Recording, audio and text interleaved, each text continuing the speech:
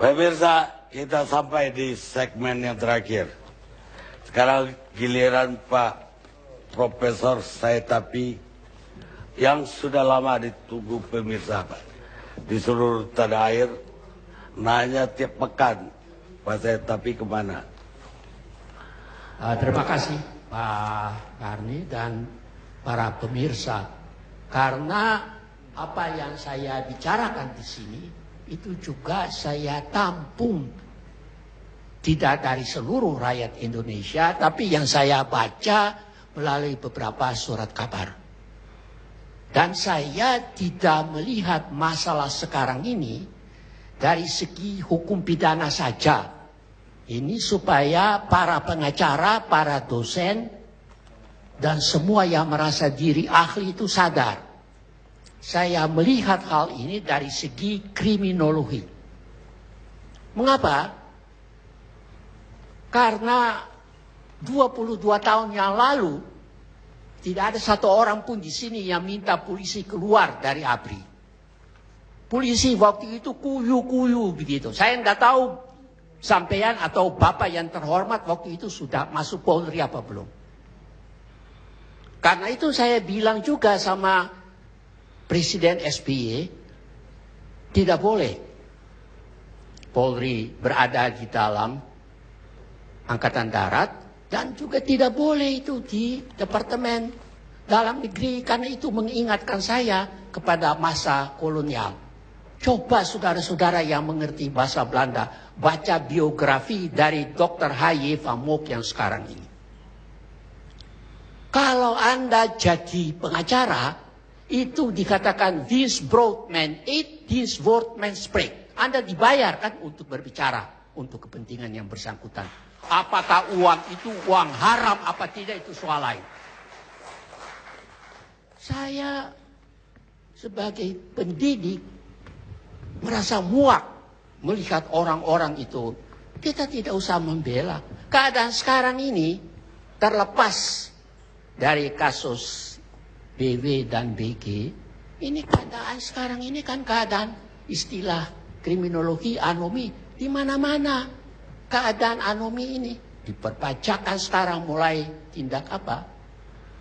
Orang yang muji-muji pengadilan, Anda juga tidak tahu. Dulu waktu saya lulus tahun 58, tidak pernah saya dengar ada hakim minta perempuan. Sekarang hakim minta perempuan. Coba bayangkan itu. Jadi kalau para pengacara puji-puji pengadilan, waduh, jangan-jangan ikut main juga. Meskipun saya tidak punya bukti. Kalau bicara tentang polisi, aduh Pak, banyak yang saya dengar untuk naik pangkat, untuk ditempatkan, ya boleh saja Pak Sompi dan Bapak yang jadi jenderal ini boleh bantah. Boleh saja. Sekarang saya tanya, itu yang kepala Bareskrim itu, apa betul? Sekarang saya mau tanya, ada hubungan besan atau saudara apa tidak dengan BG? Kalau ada, ya saya baru sekarang dapat mengerti. Mengapa? Kan saya tidak bela itu orang KPK dalam hal ini, BW. Tapi tidak pantas seorang pejabat terus mau dilakban mulunya, terus apa namanya itu dipasang apa itu? Borgol. Tidak pantas itu. Itu kalau terorisme atau perampok, saya kecewa berat. Bukan saya karena saya pro KPK, sama sekali tidak.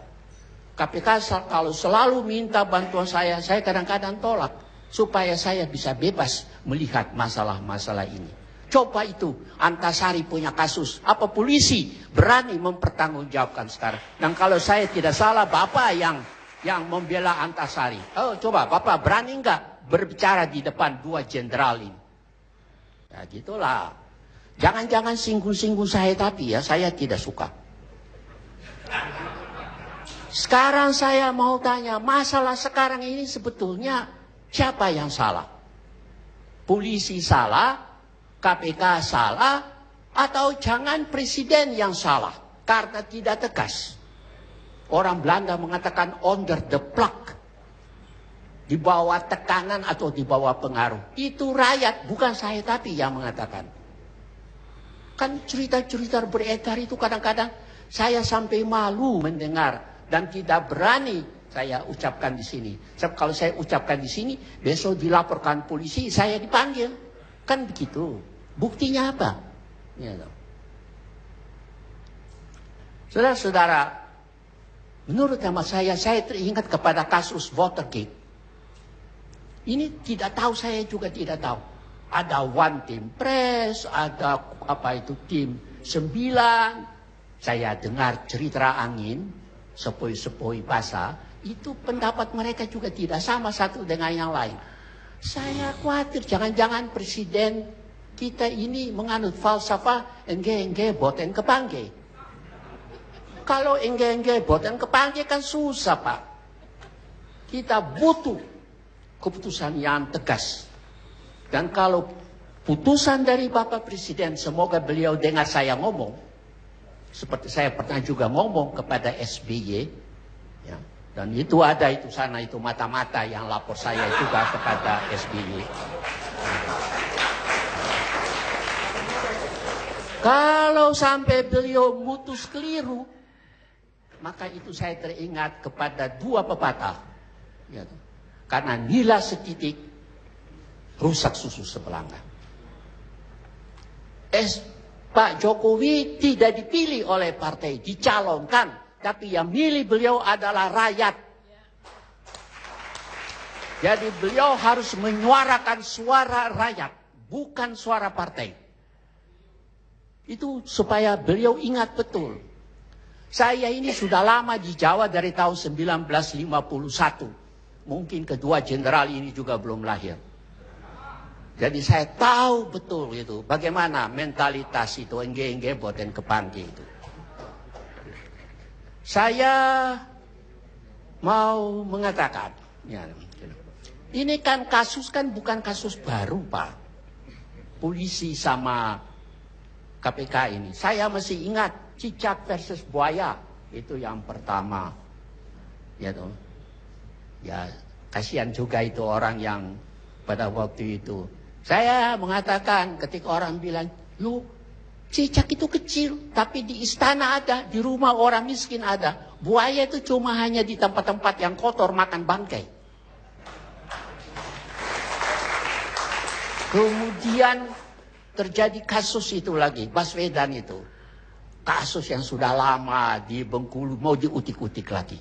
Saya tuh kadang-kadang bertanya sih, ini polisi mau apa? Bukan saya anti polisi loh, Pak, tidak. Tapi polisi sebetulnya mau apa? Kemudian kasus peraturan lalu lintas yang jenderalnya itu ditangkap itu. Itu yang ketiga. Jadi menurut hemat saya, kan presiden itu punya ahli-ahli kan banyak, lulusan luar negeri.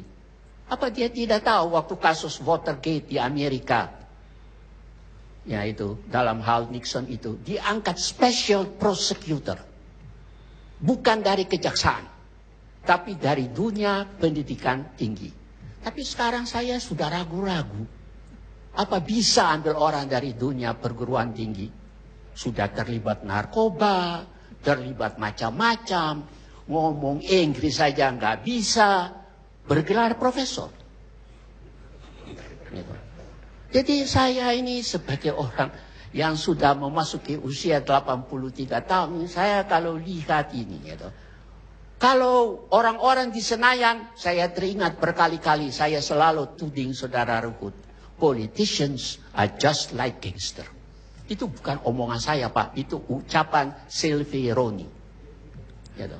Nah, jadi saya berharap, apakah presiden mau kasih keluar perpu, ya, atau apa, ya itu urusan saya. Tidak ingin memberi nasihat kepada orang-orang pandai dan orang-orang yang punya kedudukan tinggi ini. Saya hanya mau mengatakan saja, kalau presiden keliru seperti saya katakan tadi, karena nilai setitik rusak susu sebelanga. Ya, Kalau Pak Jokowi masih mau dipilih lagi 5 tahun lagi, ya dia supaya ambil keputusan yang benar, yang tegas. Pak Karni, ya karena ini semua SH ya. Kalau terhadap murid saya selalu bilang, yuk mau sekolah apa jadi SH. Sarjana halal, bukan sarjana haram. Saya tidak tahu berapa banyak di dalam ruangan ini yang sarjana haram. Saya tidak tahu. Tapi saya barangkali punya perkiraan 99,sekian% halal itu loh kira-kira. Biar masing-masing saja yang memutus dalam hatinya sendiri. Pak, saya mau kembali lagi. Saya mau titip pesan kepada ini Bapak yang saya nonton tiap-tiap kali wajahnya di televisi. Tolong sampaikan.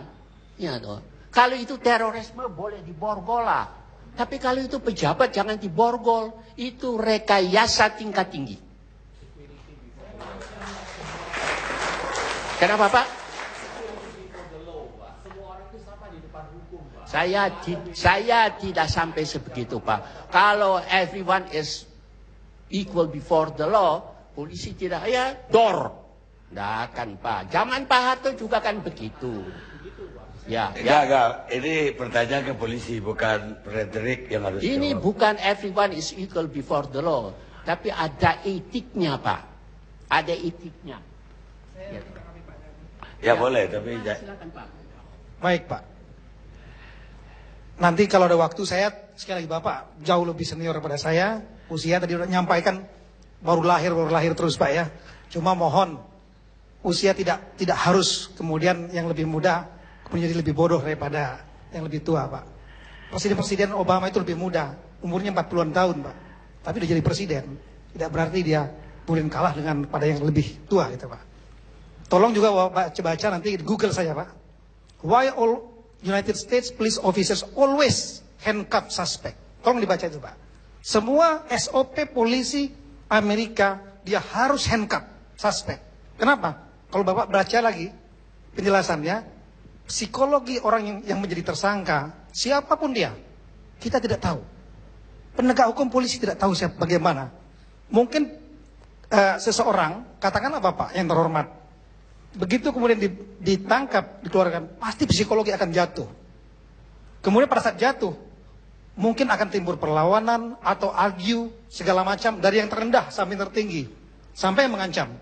Maka polisi tidak mengambil risiko. Polisi Amerika Pak, nggak mau ngambil risiko. Bapak lihat di TV, mau pejabat, mau apa, tangkap, handcuff, masuk mobil, kepala ditaruh. Di Korea Selatan, mantan presiden Pak, yang kasus korupsi, diborgol Pak. Oke. Ya Tapi saya prinsip. mau kasih tunjuk kepada Bapak, Bapak silakan baca keadaan di Norwegia. Pernah tahu penjara Botsfengslet? Loh jangan begini-begini, saya tanya, pernah tahu, pernah dengar? Tidak harus tahu. Ah, iya Amerika, Pak. gitulah. Sama dengan Bapak tadi, Pak. Bapak juga Masalah tidak tahu. polisi itu ada kaitan dengan kultur. Kan gitu kan? Masalah ada kaitan dengan kultur. Itu Botsfengslet penjara, itu pintu dibuka tidak ada satupun narapidana yang melarikan diri. Coba di Indonesia dan di Amerika. Ya toh. Kalau Bapak bicara Amerika, Bapak juga harus belajar secara kriminologis polisi itu fungsinya apa. Jangan hanya ambil sepotong yang menguntungkan Bapak saja. Oh kebetulan saya masternya juga di bidang kepolisian Pak. Loh Bapak Di luar baca. negeri. Iya, tapi kalau Bapak master atau doktor pun. Iya Bapak masa di bidang bodoh. hukum, saya di bidang kepolisian. Betul. Ya boleh saja, tapi it doesn't guarantee that you are the right one. Kan begitu. Nah itu jadi saya mau kemukakan itu hanya. Saya tidak membela saudara Bambang. Tapi saya kira tidak pantas, tidak etis. Kalau terus langsung diborgol. Saya kira itu sorry. Tidak bisa. Ya, toh. Apapun yang Bapak kasih mukakan alasan pun. Tidak etis. Ya, toh. Itu tidak berarti bahwa saya anti polisi. Sama sekali tidak. Saya ini sedang mencoba sebagai pendidik. Meluruskan apa yang bengkok. Dan mengatur apa yang tidak benar. Ya. Sekarang saya mau kemukakan hal terakhir. Memang kalau saya lihat, ya ini angka ini saya kutip dari koran. Bapak bisa buka sendiri dari Kompas. Ini Bapak lihat ya, polisi ini pada bulan Juni, ya, pada bulan Juni 2011 polisi 53, angka 53. Pada Desember 2014 sudah turun jadi 46,7. Kalau Bapak tidak sepakat, protes saja sama Kompas. KPK itu 57,3, itu jadi 80,2. Oke lah. Jadi menurut hemat saya, supaya saya tidak nanti dikira anti polisi, kalau mau keluarkan perpu boleh saja. Ya, saya tidak keberatan. Tapi saya lihat itu pengalaman itu di Senayan itu tadinya bermusuhan sampai ada DPR tandingan, kok tiba-tiba begitu mesra, gitu. Lalu tiba-tiba datang bicara dengan Jokowi. Saya bukan seorang politisi, apalagi bukan seorang politikus, gitu.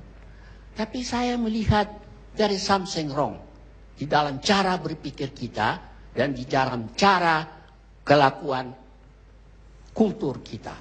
Saya berharap saja Pak Karni, Bapak nanti bisa cek besok. Apakah orang-orang yang mendengar suara saya omong ini, saya keliru atau salah. Terima kasih. Terima kasih, Pak.